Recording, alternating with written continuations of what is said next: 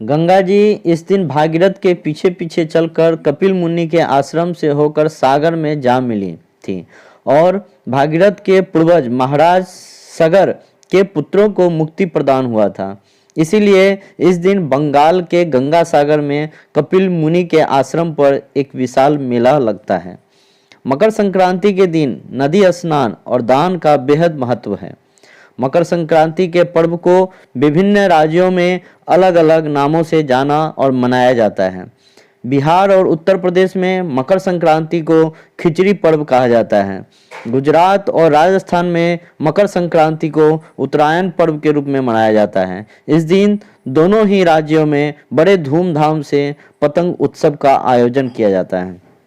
आंध्र प्रदेश में संक्रांति नाम से 3 दिन का पर्व मनाया जाता है।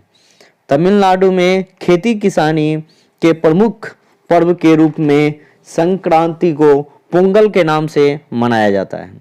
इस दिन घी में दाल चावल की खिचड़ी पकाई और खिलाई जाती है। महाराष्ट्र में इसे मकर संक्रांति के नाम से मनाया जाता है। असम में इसे भोगली बिहू के नाम से मनाया जाता है।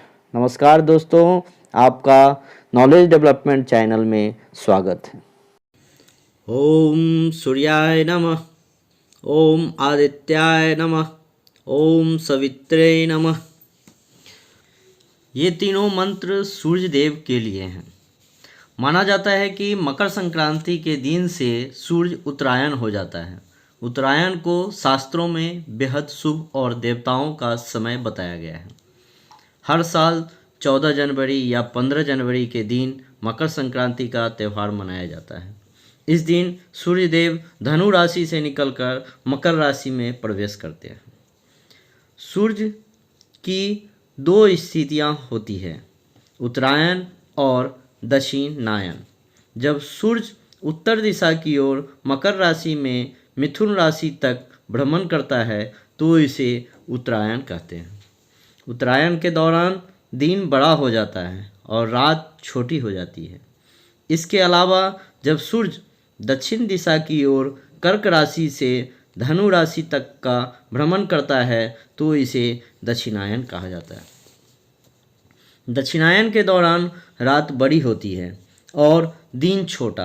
दक्षिणायन और उत्तरायण दोनों की अवधि 6-6 महीने की होती है।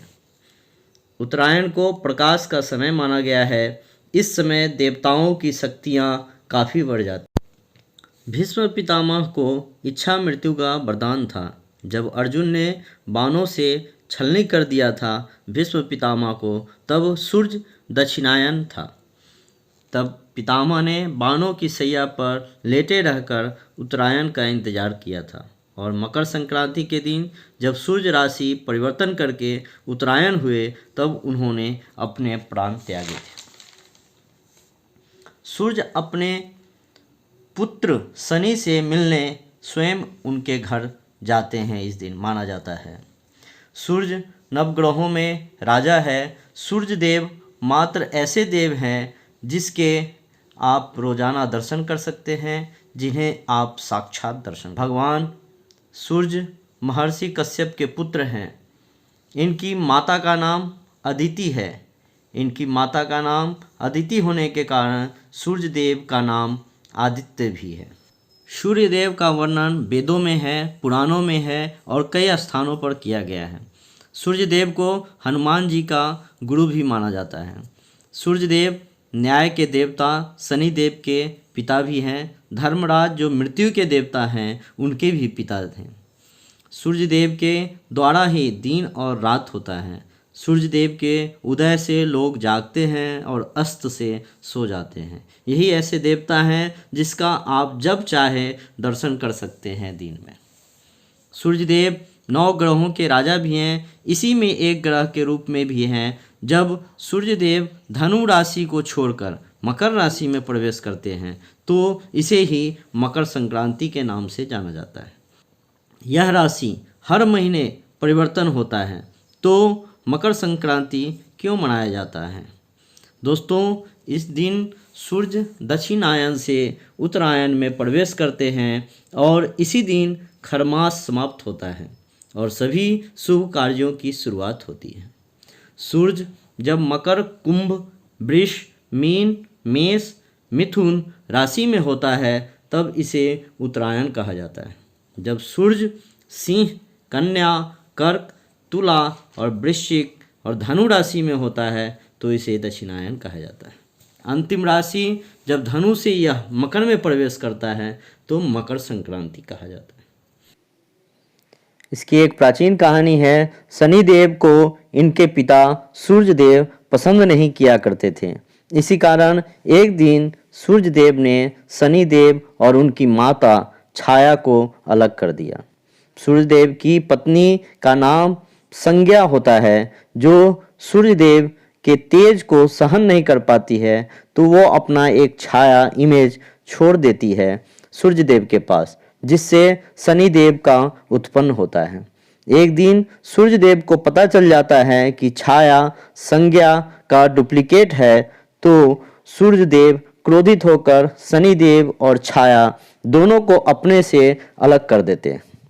सूर्यदेव के ऐसा करने पे शनिदेव क्रोधित हो जाते हैं और वो अपनी माँ छाया के साथ सूर्यदेव को श्राप देते हैं कि तुम्हें कुष्ठ रोग हो जाए।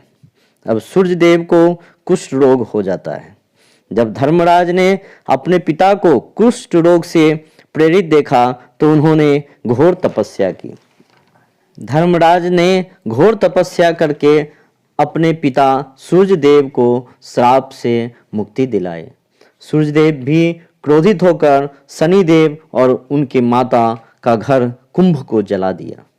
यमराज को अपने सौतेली माता छाया और सौतेले भाई शनिदेव को यह दशा देखकर बहुत कष्ट हुआ, तो उन्होंने पिता सूर्यदेव के पास गए और उनको समझाया कि ऐसा न करे। फिर सूर्यदेव मान गए और शनिदेव के घर गए।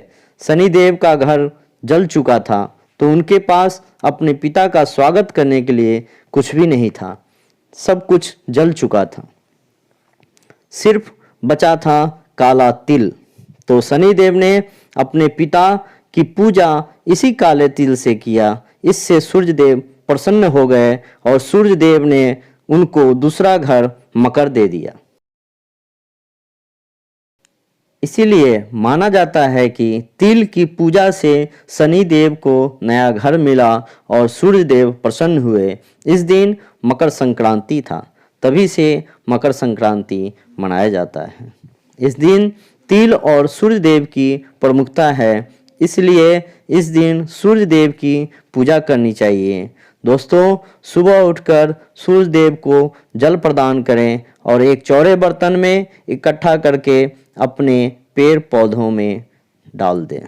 आशा है कि आपको यह वीडियो अच्छा लगा होगा, तो आप इस वीडियो पर लाइक के बटन को दबाएं और यदि आपने इस चैनल को सब्सक्राइब नहीं किया है तो इसे सब्सक्राइब करें और बेल बटन दबाएं, क्योंकि इस चैनल पर हम नॉलेज की बातें लेके आते हैं जो आप तक पहुंच सकेगा। धन्यवाद।